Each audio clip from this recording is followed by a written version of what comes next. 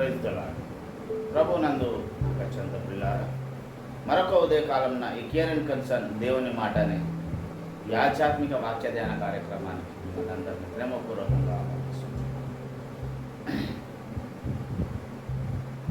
నేరుగా మనం ఈ దినపు మూల వాక్యము చదువుతున్నాం. యెషయా ప్రవచన గ్రంథము 5వ అధ్యాయము 14వ వచనం. అందుచేత పాతాళము గొప్ప ఆశ పెట్టుకొని అపరిమితముగా తన నోరు తెరుచుచున్నది. చిన్న మాట ప్రార్థన చేసుకుందాం. సర్వాధికారి అయిన మా ప్రియ పరలోకపు తండ్రి యేసురాజానికి వందనాలు.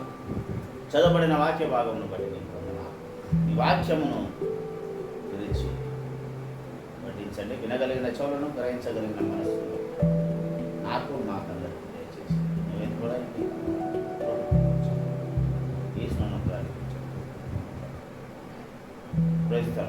దేవుని పరిశుద్ధ నామమునకు మహిమ కలుగును గాక. చదవబడిన వాక్య భాగంలో ఒకే ఒక మాటను మనం చూసుకున్నాం. పాతాళము గొప్ప ఆశ పెట్టుకొని, పాతాళము ఉన్నటువంటి ఆశ ఏంటి? పాతాళం అంటే నరకం. మనిషి చనిపోయిన తరువాత అయితే బైబిల్ గ్రంథంలో చెప్పబడినటువంటి మాట, మీరు నమ్మి బాప్తిస్మం పొందుడి, అప్పుడు మీరు రక్షింపబడను, నమ్మని వారికి శిక్ష విధింపబడును అని చెప్పి. ప్రియులారా, భూమి మీద జన్మించిన ప్రతి మానవుడు జన్మత పాపి. బైబిల్ గ్రంథంలో చెప్పు. మన రక్తంలో పాప నియమం ఉన్నది కనుక పుట్టిన ప్రతి వాడు పాపానికి దాసుడై ఉన్నాడు. అయితే ఈ పాతాళం యొక్క ఆశ ఏంటి, అది ఎందుకు అక్కడ ఉంది అనేది అది పెద్ద సబ్జెక్ట్ అయితే ఒక ముక్కలో చెప్తాను. పాతాళంకు ఉన్నటువంటి ఆశ, సాతాను దురాత్మ తన ఉన్న చోటికి దేవుడు తన పిల్లలను తనతో పాటు ఉండడానికి సృష్టించాడు. దేవుడు తన పిల్లలను తనతో పాటు ఉండడానికి మాత్రమే సృష్టించాడు. కానీ సాతాను ఏదేను తోటలో మన ఆది పితరులైనటువంటి ఆదాము హవ్వను మోసగించి, ఎలాగ మోసగించిందట? తన కుయుక్తి చేత, సర్పము తన కుయుక్తి చేత హవ్వను మోసగించను అని. ఇలారా మరొక చోట చెప్పబడింది, భూ జంతువులన్నింటిలో సర్పము యుక్తి కలదై. సాతాను తనను వాడుకు చీకటి శక్తి ఏదైతే ఉందో ఆదాము అవ్వలతో మాట్లాడడానికి సాతానుకు సర్పము తన దేహంలో స్థానం ఇచ్చింది. అయితే ఇదంతా జరిగిన తర్వాత ఎప్పుడైతే ఆదాము అవ్వలు తప్పు చేశారో పాపము వారిలో ప్రవేశించింది. వారి ద్వారా వచ్చిన వారమే మనము కనుక అది మనలో కూడా పాపమే. అయితే ఒక మనిషిని, ఒక విశ్వాసిని ఇలాగా పాతాళము తనలోనికి చేర్చుకోవడానికి చూస్తుంది. ఇక్కడ అదే చెప్పబడింది కదా, పాతాళము గొప్ప ఆశ పెట్టుకొని. గొప్ప ఆశ ఉంది పాతాళం అని. అందరూ నా దగ్గరికి రావాలి, అందరూ నాలోనే ఉండాలి. అయితే నిజంగానే యేసు నామమున బాప్తిసం తీసుకుంటే పాతాళం అంటే నరకం బొమ్మ. ఇది సంఘంలో వారికి మరియు సంఘం వెలుపట ఉన్న వారికి కూడా అవసరమైనటువంటిది. అనేక మందిలో ఉన్న అనుమానం దీనికి నాకు తెలిసినట్టుగా, తోచినట్టుగా కొంత మట్టుకు నేను క్లారిటీ ఇస్తాను. ప్రియులారా, ప్రియ సహోదరులారా, సహోదరునిలారా, బాప్తిస్మము తీసుకున్న ప్రతి ఒక్కడు కూడా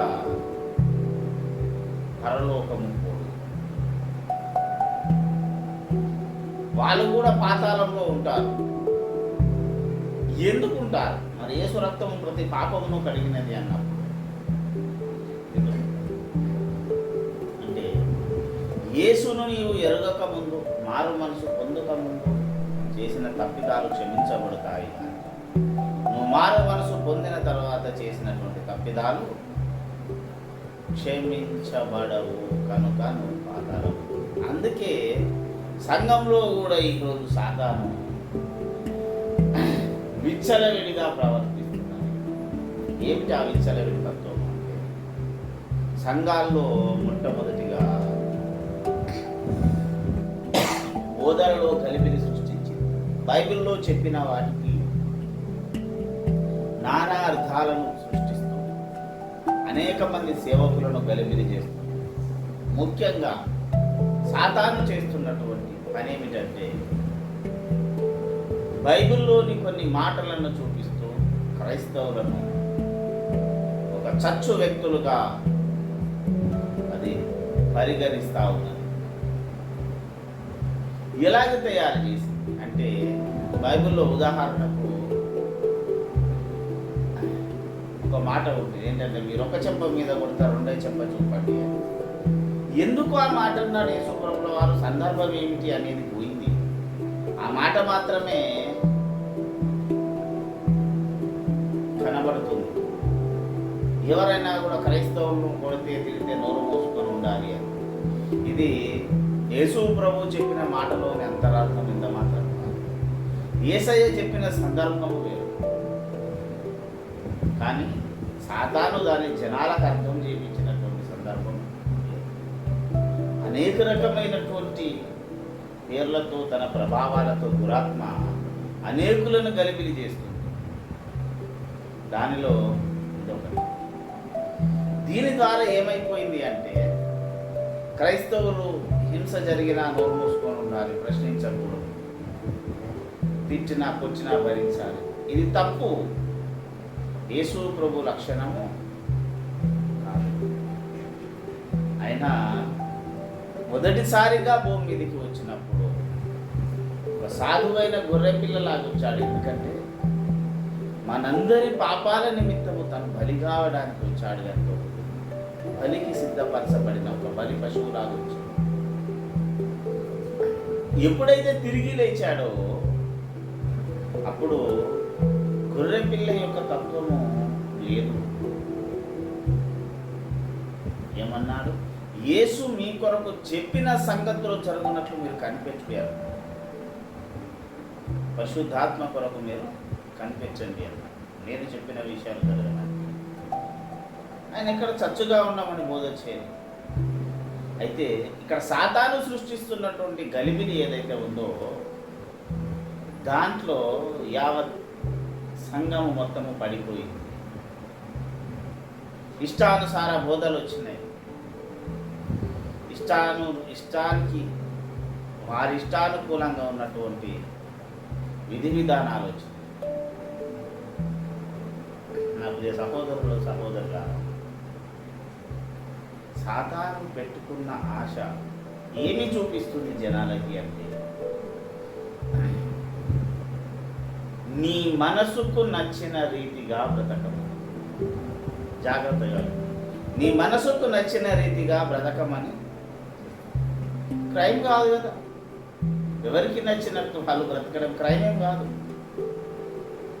కానీ బైబిల్ గ్రంథంలో యేసు ప్రభు కొరకు నువ్వు బ్రతకాలి అనుకున్నప్పుడు ఇలాగనే ఉండాలని ఒక నిర్దేశించబడిన రూల్ ఉంది. ఈరోజు బైబిల్ గ్రంథంలో అనేక మాటలు అనేక మంది మూర్ఖులకు ఆసరైనవి. ఎక్కడో కొంతమంది చేసేటటువంటి విధవ పనుల వల్ల యేసు ప్రభు నామానికి దినదినము అవమానము కలుగుతున్నటువంటి పరిస్థితి. ప్రియులారా, బాప్తిస్మ జలములలో చేసిన ప్రమాణాలు పోయాయి. సంఘాల్లో ఈరోజు ఉత్సవం లేదు. విశ్వాసుల కుటుంబాల కొరకు, దీవెన కొరకు ఆశ కలిగినటువంటి పరిస్థితులు లేవు. ఎందుకంటే ప్రతి పరిస్థితిలో, ప్రతి పనిలో సాతాను తన కుతంత్రమును ప్రయోగిస్తున్నాడు. యవనస్తుడు నీకు ఈ లోక ప్రేమలను వెలేస్తున్నాడు. ప్రేమ తప్పు కాదు, దేవుడు లోకమును ఎంతో ప్రేమించాడు. నువ్వు ప్రేమించే ప్రేమ ఎలాగుంది? ఈ లోకాశలలో నువ్వు ఎలా కూరుకుపోతున్నావు? దేవుడు వద్దన్న దాంట్లో నువ్వు ఎలాగ బ్రతుకుతున్నావు? ఇవి చెప్పడం లేదు. హెచ్చరిక కరువైంది సంఘంలో. సాతాను పాతాళము పెట్టుకున్నటువంటి ఆశకు సాతాను సంఘంలో చేస్తున్నటువంటి క్రియలు తోడయ్యాయి. పాతాళానికి నువ్వు వెళ్ళడానికి సంఘంలో మంచి రోడ్డు వదిలేసింది సైతం. ఇష్టానుసారమైన జీవితం. గుడికి పోవాలంటే బద్ధకం, ప్రార్థన చేయాలంటే బద్ధకం, ఆరాధన చేయాలంటే బద్ధకం, బైబుల్ చదవాలంటే ప్రతిదీ ఎలాగ తయారైందంటే ఏం చేద్దాంలే అనే స్థాయికి వచ్చింది. విచ్చలవిడి జీవితం, సమాధానం లేని జీవితం. సంఘంలో, విశ్వాసుల కుటుంబాల్లో సమాధానం కరువైంది. నేనెందుకు వినాలి, నేనెందుకు పడాలి అనే స్థాయి వచ్చింది. ఎప్పుడైతే నేను అనే సందర్భం నీలో క్రియేట్ అయిందో నీ కుటుంబం ఆగమవుతుంది. మేము అనే ఒక వర్గం తయారైందో నీ సంఘం జీవితం. నా చిత్తం, నా ఇష్టం, నాకు తెలుసు అనే ఆలోచన వచ్చిందో దేవుని నుంచి దూరమైనది. నా ఇష్టం, నాకు తెలుసు, నేను చేయగలను అనే ఆలోచన వస్తే నా ప్రియ సహోదరుడా, సహోదరుడు, దేవుని నుంచి దూరమైనది. ఇది మర్చిపోకూడదు. దేవుని నుంచి నేను దూరం చేయడమే ఈరోజు సాతాను లక్ష్యం. ఎందుకంటే పాతాళము ఆశ తీరాలంటే నువ్వు దేవుని నుంచి దూరం కావాలి. ఈ మాట గమనించండి. ఎంతమంది అయితే ఈరోజు దేవునితో ఉన్నామని అనుకుంటూ దేవునికి దూరంగా బ్రతుకుతున్నారో వారందరూ కూడా పాతాళానికి వారసులు తప్ప పరలోక రాజ్య సింహాసనానికి కాదు, పరలోక రాజ్యానికి కాదని నేను ముక్త కంటపోయాను. ఎందుకు అంటే నీవు జీవిస్తున్న జీవితమే నీ మరణానంతరము యొక్క విధి విధానాన్ని నీకు చూపిస్తుంది. అది ఎప్పుడూ మర్చిపోకూడదు.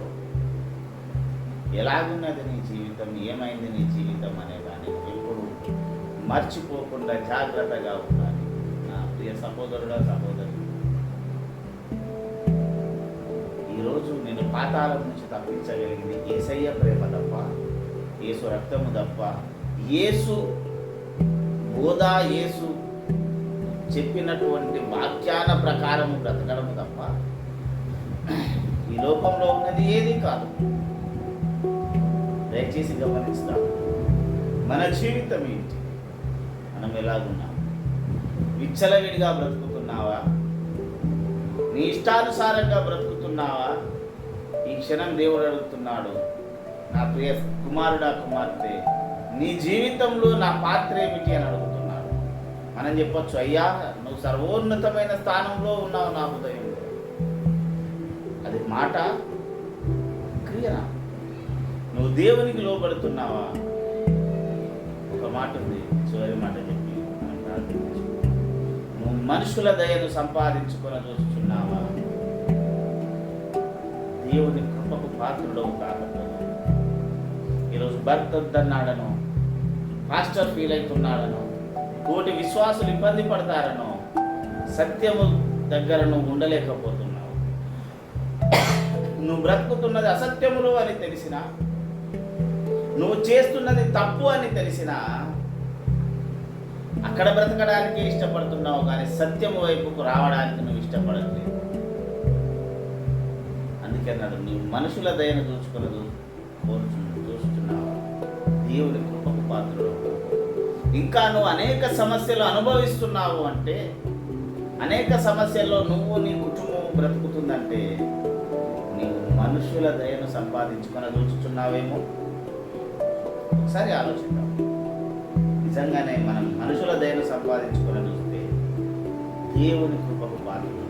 దేవుని ఆశీర్వాదం నీ మీదికి రాదు, దేవుని దీవెన నీ మీదికి రాదు, దేవుని యొక్క కృపా వాత్సల్యం నీ మీదికి రాదు. ఇవన్నీ లేనప్పుడు నీ కుటుంబంలో శాంతి సమాధానం కూడా ఉండదు. అనేక సమస్యలతో ఉన్నాను, ఇబ్బందులతో ఉన్నాను, అప్పులతో ఏం చేసినా తీరట్లేదంటే నీ ఇంటికి నీ సంపాదనకు యేసు అనేటటువంటి రక్షణ లేదు. ఎందుకో తెలుసా? దేవుని దగ్గర దొంగతనం చేస్తున్నారు. ఏదైతే నువ్వు దేవునికి అవిధేయంగా ఉంటావో ఆ అవిధేయతను నువ్వు మార్చుకున్న రోజు మాత్రమే దేవుడు నిన్ను దీవిస్తాడు. నీ జీవితంలో ఒక అద్భుతమైనటువంటి దీవెన, ఒక మార్పును నువ్వు చూడగలుగుతావు. నా ప్రియ సహోదరుడా, సహోదరి, ఈ సమయంలో ఒకటి ఆలోచించు. పాతాళము నీ మీద ఆశ పెట్టుకొని ఉన్నది అంటే మనుషుల దయ కొరకు. పాతాళము నీ గురించి సాతాను నీ ముందు ఒక మంచి రోడ్డు వేసి పెట్టాడు అంటే ఆ మంచి రోడ్లో నువ్వు ప్రయాణించాలనుకున్నావు అంటే నీ ముందు ఉన్నటువంటి ఒక మంచి మార్గం, నీ కంటికి నచ్చిన మార్గంలో నువ్వు పోవాలనుకున్నావు అంటే అది నిన్ను నరకానికి తీసుకోబోతుంది. దేవుని మార్గము సరళము చేయబడ్డది. ఎలాగనో తెలుసా?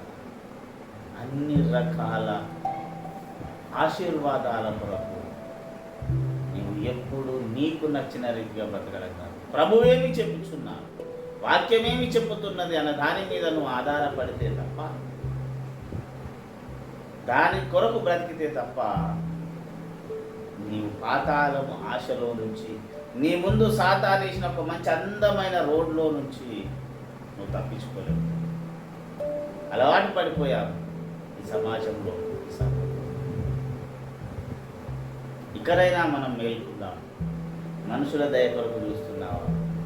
దేవుని కృపకు పాత్రుడవు కాకపోతే నీకు నచ్చినట్టు బ్రతకాలనుకున్నావా? అపరిమితముగా నోరు తెరిచినటువంటి పాతాళంలో నుంచి నిన్నెవ్వడు రక్షించగలడు. కనుక ఈ ఉదయకాల సమయంలో మనల్ని మనం జాగ్రత్తగా గమనించుకొని మన జీవితం ఇక్కడ చిన్న ట్రిక్, చిన్న దగ్గరనే మనల్ని మోసం చేస్తుంది, సైతాన్ని పడేస్తుంది, దేవునికి దూరంగా కొండపోతుంది, పాతాళానికి దగ్గరగా నిన్ను చేరుస్తుంది. కనుక జాగ్రత్తగా చూసుకుందాం. చిన్న విషయం ఆదమరచి ఉన్నామా, మన బ్రతికి ఆగమవుతుంది, మన కుటుంబాలు ఆగమవుతున్నాయి, శాంతి సమాధానాలు లేకుండా పోతున్నవి. దేవుని కొరకు నిలబడదాం, దేవుని వైపు చూద్దాం, దేవుని వైపు నవ్వుదాం. ఎందుకంటే సత్యం మనల్ని స్వతంత్రులుగా చేయి.